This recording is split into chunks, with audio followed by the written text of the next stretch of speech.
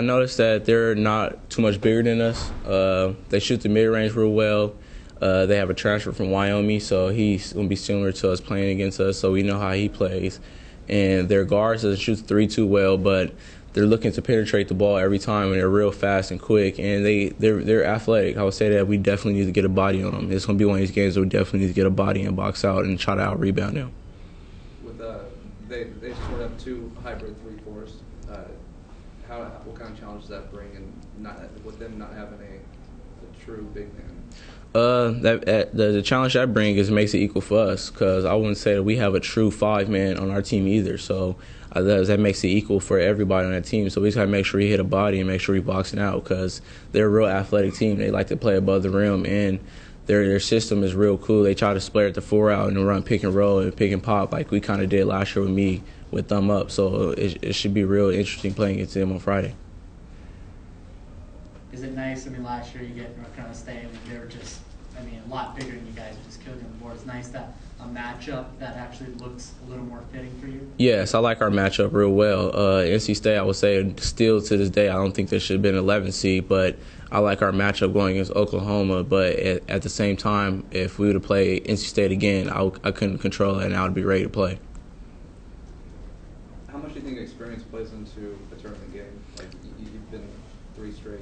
Experience plays a lot, because a lot of people, when they're first there, they're real excited, nervous.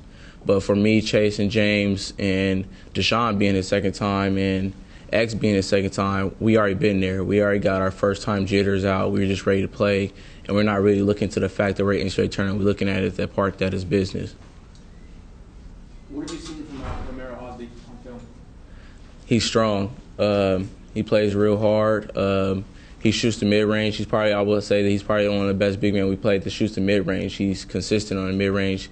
Doesn't shoot the 3 that often, but he definitely shoots the mid-range a lot, and he likes to get to the rack. He's aggressive going to the rack. He likes to use his right hand going real strong to the rack, as I do. So I definitely respect him as a player. They're pretty self-disciplined. They don't turn the ball over too much, and they don't foul as much. How do you attack that defensively and offensively? We just got to swing the ball. We got to make sure we having ball pressure on them, making them turn the ball over. I wouldn't say that they haven't played a good team as played defense as us, but I say that we're a high-paced, fast-paced defense team, and I feel like we can make them turn the ball over the way we play in our playing style. But all we got to do is make sure we swing the ball and make sure we stay together and make sure we're making open shots, and it makes it way easier for everybody. Not to say you guys are hitting a reset button, but is it nice to, everyone's at 0-0? You can kind of get a week off and get the Aztec basketball that you guys had earlier in the season going? Yeah, it's always a nice start. We got a fresh start at Mountain West Conference. We didn't really get as best shot that I want to get, but now we got another fresh start. So hopefully we get a good run in this tournament, and hopefully we can even make a real big run, make the national championship. But before I start getting ahead of myself, we just got to make sure we get to Oklahoma and take it one game at a time. Jamaal, why is this team so good defensively, your team so good defensively, and is it the best defensive team you played on?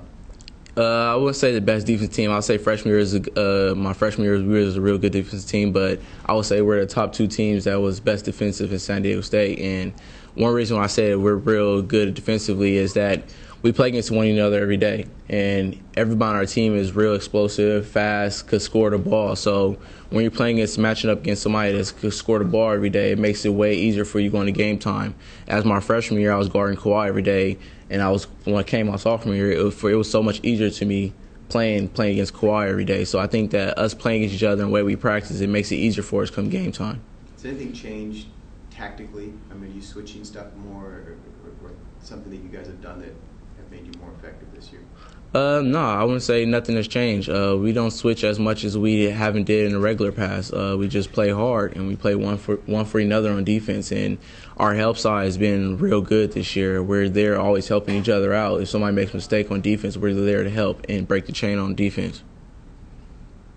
Jamaal, on the court, you sometimes have a persona that people are seeing you for the first time, or the second or third time you don't necessarily like. You get some technicals, you have a scowl on your face sometimes.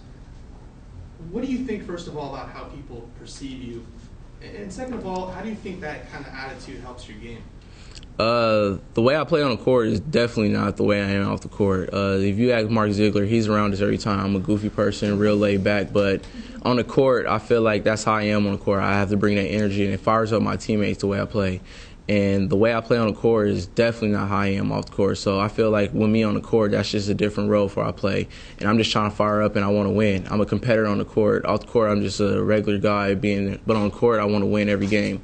Whatever it takes is win. I'm going to go 100% every time, and I'm going to give it all I got. And I'm just a real competitor. Jamaal, can you talk about where that passion comes from? Is it from playing uncles, playing on the street? I would say that passion comes from growing up in Hawthorne, growing in LA City, being around AAU, just being through AAU all my life and being in sports, it just makes you competitors. Nobody wants to lose because growing in, like with Xavier Thames, he still has credit over me when we played AAU. He beat me with Compton Magic through California Supreme. So when you playing somebody, somehow you're going to see that person another day. Me and Jeremy Castleberry been playing AAU with each other since we was in 7th grade with Highland Hawks. And to this day, he still says, I was that player, Jamaal. I got the last shot. So it's always a pride thing coming through that. You always want to have that last word, and you always just want to win. It's just being a competitor. Pride and competitor is the best thing you can have playing basketball and playing any sport, I would say. Jamaal, you've said many times that you're going to worry about your decision after the season. But, throughout the season, there's scouts come to practice. Scouts are in the stands. How are you able to put that out of your mind? Don't worry about it. Practice as if just you, Mike May, and Darren's there, and coach. Just play. Because if I start worrying about the New York Knicks is there, the Pacers is there, and whoever else is there, then all stuff start going out the window. I start forgetting stuff. I start losing focus. I make a mistake. I'm looking over, see everything. I just got to worry about having fun, just keep playing like I've been playing, and just worry about winning. Because at the end of the day, if you winning and everybody's doing real good, and I'm having a good game and having a good stat line, everything will work out. Are you aware those guys are there? Coach Fish tells us before every practice who's going to be there. He tells us, huddles up and let us know, because he says that we should always know who's in the gym with us, even when if it's not NBA scouts, if it's some special kids that's coming that we have to talk to after practice. He still lets us know. He lets everybody know that we're in the gym. Just two quick questions, kind of more about the on-court persona. One, you said it fires up your teammates during the game. What about during practice when they're going up against you? Maybe your flash bringing that out, and also some of the technical fouls. How does Coach Fisher react to that? Coach Fish doesn't really no coach like a player getting technical fouls. But if you look at all my technical fouls, it's never been too serious. It's never been I'm pushing somebody or fighting somebody.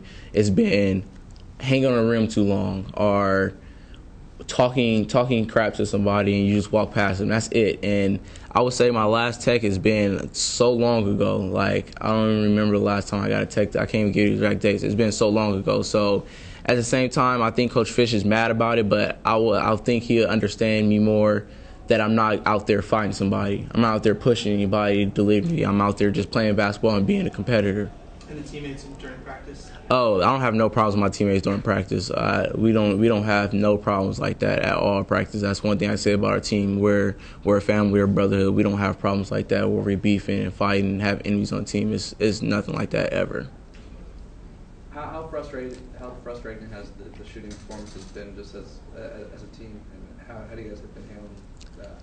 It's definitely frustrating in games where you can make shots and you have wide open looks, but you're not making it. But at the same time, you got to keep shooting it like you had if you've been making 100% of them. You can't stop shooting them because when you stop shooting them, it's going to be a good shot go to even worse shot. So at the same time, we just got to make sure we just make shots and just keep putting the time in the lab and just keep working on our game and just trying to get better and making those shots when it matters. Jamaal, the long road trip to Philadelphia, late start, a lot of Aztec fans can't make that trip back east. How is that going to affect the game, you think, with being such a long road trip and not as many fans as you're typically used to? It's going to be like being in New Mexico, I guess, if they can't make it. I mean, you see when we went to New Mexico how it is. We didn't have that many fans. We probably had about 15 to 20 fans in there through 16,000, I would say. But at the same time, we just got to worry about playing. Like I said, if you worry about the people that you sit next to in that circle before tip-off and that coaching staff you've been working with, then everything will work out.